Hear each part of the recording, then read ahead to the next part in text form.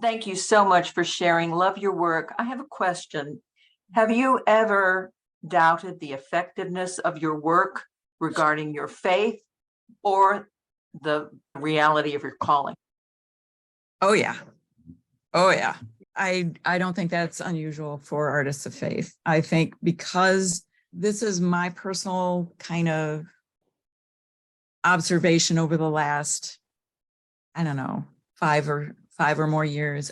I just have a sense that that the next move of the Lord, really big move of the Lord, is going to be through the arts. I think that Lisa likes that. And I'm not alone in that. I have heard other people say that. So I know I'm not just kind of spitballing here. I believe that that God is doing something, but it hasn't always been that way. And like I said earlier, the church has not always been, well, still many churches really don't know what to do with artists. They know that the arts are important, but they don't know exactly how to nurture it. And sometimes they think, oh, we'll put a show up in the lobby, and that's supporting the arts. It's like, no, buy the art, that's supporting the art. But as far as nurturing art, many churches are still learning that. I think many want to. And I think that's why I was doing a lot of that pastoral work with artists in Grand Rapids, is because a lot of artists and writers, musicians generally can find their place in the church because expressing worship through music has been, something that's been done for, hundreds of years.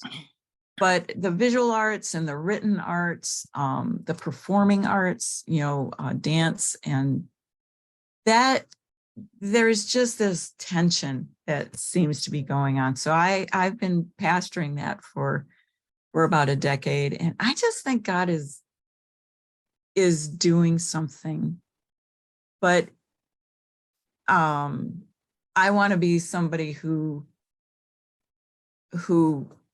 reaches to the younger people who are coming up. And I want my ceiling to be their floor. I want to be able to launch them. So I'm trying to figure out ways to connect with younger people in a way that helps them, so they don't have to go through the discouragement of wondering, is art valid as an expression of faith? And does it really matter? And yes, it does. But it took me many years to get there. Mm-hmm. And God, in his sovereignty and his great mercy, every time I thought I've missed it, I've done the wrong thing, he would bring something or someone along to just give me words of hope to keep going for a little bit longer. Amen.